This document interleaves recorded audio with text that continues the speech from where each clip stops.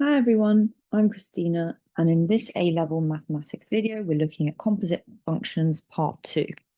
So our objective for this video is to try and see if for composite functions, is f g of x always the same as g f of x?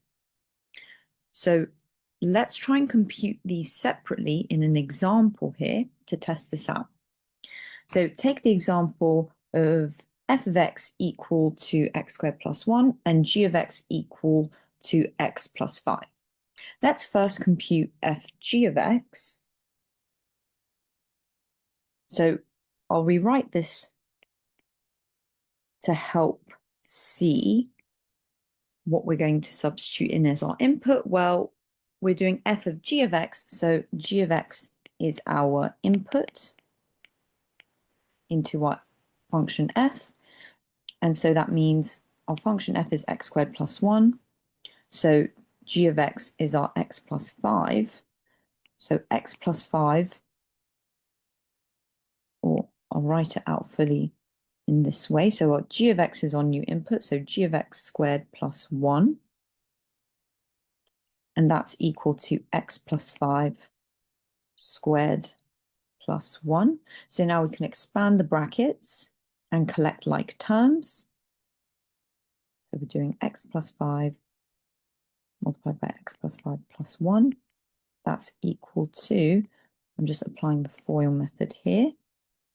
And so we get x squared plus 5x plus 5x plus 25 plus 1. Now, if we collect like terms, we get x squared plus 10x plus 26. Okay, so that comes from 5x plus 5x is 10x, our 25 plus 1 is 26.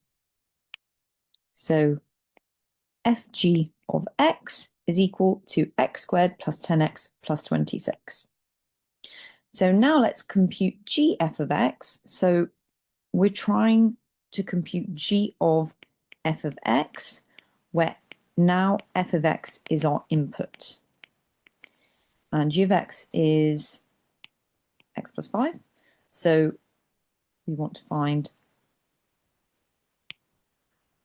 f of x plus 5, as f of x is our, we can think of it as our new x. And that's equal to, well, f of x is x squared plus 1. So that's going to be x squared plus 1 plus 5. And that's just equal to x squared plus 6.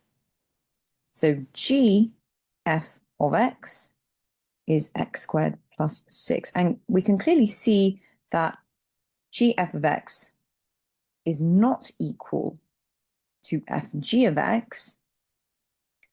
So these are not always equal. And in fact, fg of x being equal to gf of x is a special case.